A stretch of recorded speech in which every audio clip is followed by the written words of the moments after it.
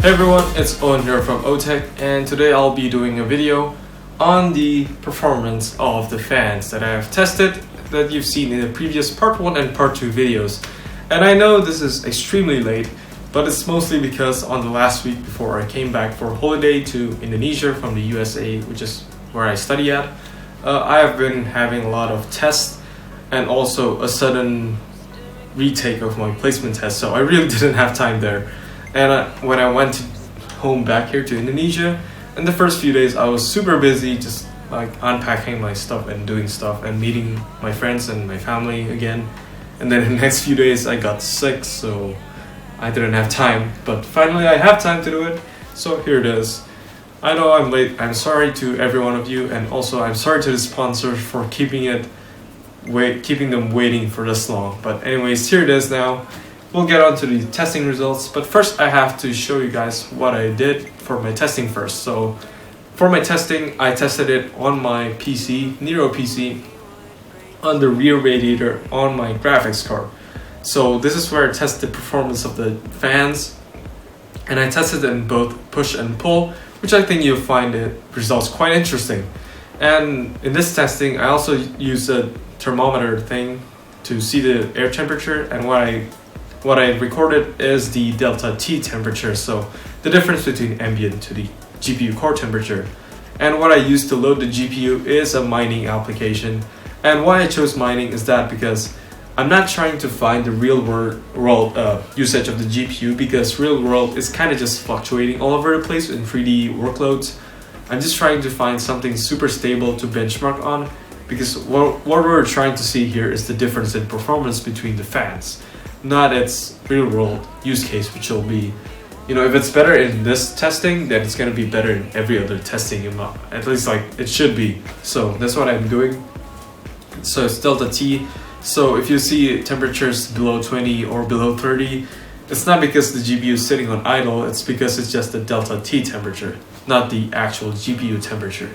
And my room temperature only fluctuates about 5 degrees max, and I retested some of the tests twice at different room temperatures, like different time of the day, just to see if it made a difference. And it didn't. The delta T is still the same as what I recorded, so these are pretty accurate. Although I would say my margin of error is about 1 degree, but what can I do? It should be pretty accurate anyways, so just take it what you will. This is what I found out. And it might be different from what others are testing, but my circumstances are different. It's tested on a Thermaltake Water 3.0 Pro water cooler on the rear radiator of my case. And yeah, it's an RX 580 limited edition from Sapphire.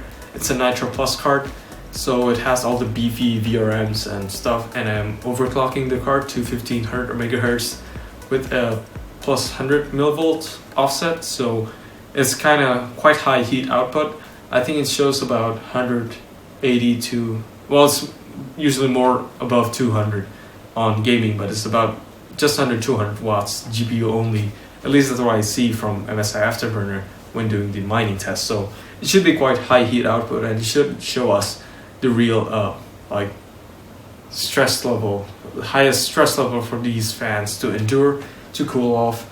So I think it should be a pretty good test for these fans to use this mining app and on my RX 580.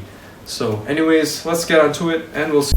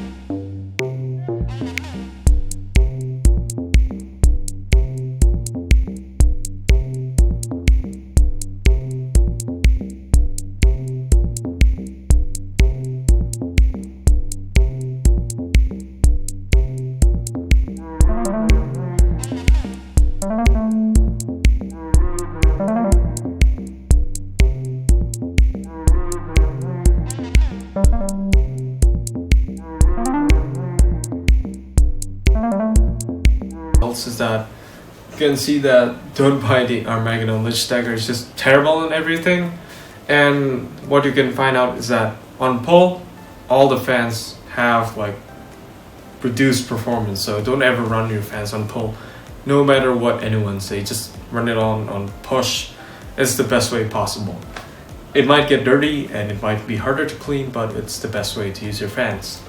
And you know, the NZXT stock fan is quite decent. It's not the best at all. It's free fan and after all, but it's actually usable in some ways, I guess. And the Noiseblocker E-Loop fans, I would say that, well, even though their price is high, their RPM is quite low, so their performance is kind of lacking.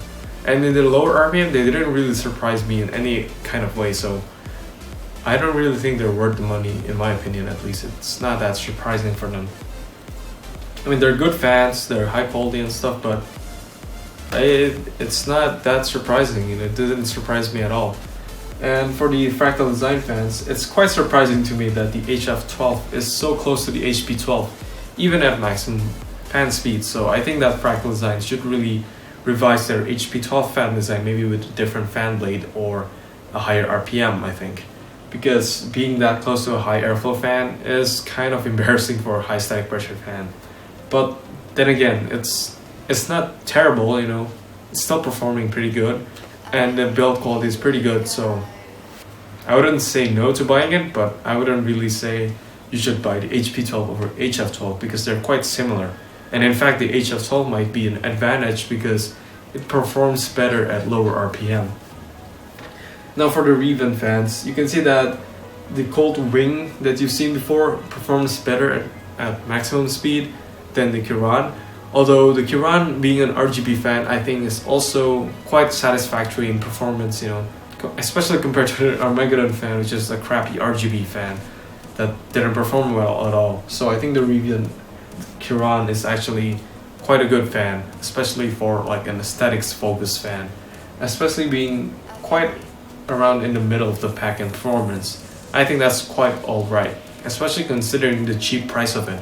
For an RGB fan, it's basically the cheapest RGB fan you can buy that's not crappy. And for the Silverstone fans, I would say that Silverstone doesn't work too well on pull, probably because their restrictive air focusing grid, but it does perform pretty well on push. And that I think is because of the air focusing grid adding more static pressure on push while just restricting it on pull. So I think that's quite a great result at the lower RPMs, especially for the Silverstone air penetrator fan, being quite ahead of most of the fans.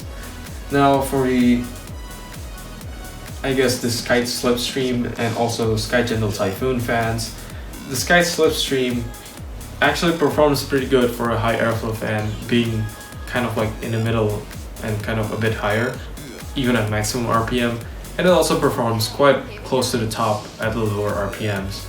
And this Sky Gentle Typhoon, I would say, is not a very good low RPM fan, so it's not the be all and end all, the best fans like people say, because it's actually kind of terrible at low RPMs compared to the other fans. And it's also, you know, I guess one thing it has in going for it is that it does better in pull than most fans compared to it.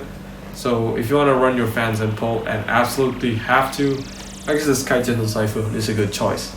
And at maximum RPM, it actually is the great fan that people have talked about because it's a lot lower RPM than the Y.S.Tech and Noctua fans, and the performance is quite similar while being a lot quieter. So I think that's a good result. That's a great result, in fact. It's probably one of the better fans in this roundup. So yeah, that's, if you want to look for quiet and high performance, you can take the Sky Gentle Typhoon any day. It's a pretty good fan. Now for the highest performing fans, the Y.S.Tech and Noctua fan, they're kind of neck and neck at maximum performance at full speed, so I think that's quite surprising, especially considering the Y.S.Tech is again only $5. At least that's what I found it at Computer Central. So the Noctua fans is kind of having, you know, its ass kicked by a $5 fan.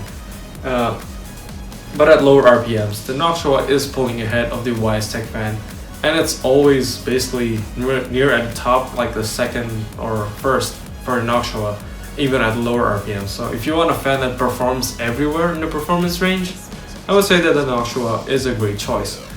And I don't know how they did it, but they did it. It's basically performing well at all RPMs. And I would say that that's probably because it's also a low RPM fan design, and they just cranked up the RPM for the industrial version.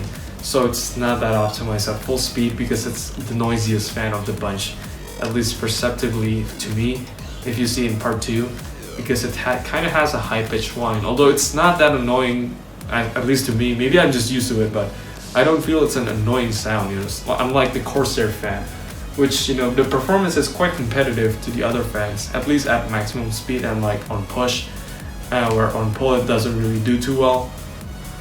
And the Corsair fans just makes a terrible kind of noise, which is much worse than the Noctua, I think, even though the Noctua is, I think if you use a noise level meter, it should be noisier, but the Noctua has a better sound profile, I think. And now I think also for the Scythe fan, it's a good fan, but I would think that that fan probably be better if I tested the faster RPM version, because it's a server fan. So I would say that the blade design is probably better suited at high RPM, where I think it'll surprise me more than the lower RPM it is, because at 2500 RPM, it's pretty close to the top fans, but it's still much quieter too. So I think if you don't go to the Sky Gentle Typhoon, you could find also the Scythe 9S series of fans, the 120mm ones and 25mm thick ones, and those are also a great choice for low noise but high performance fans, and their constructions are also quite solid. But yeah, I guess that's it for this fan review roundup. I hope that tells you all the information that is needed. I'm sorry if I'm rambling too much, but there's just a lot of information to go through. If you do, please leave a like, and please click subscribe to see more of my future videos. Thanks for watching.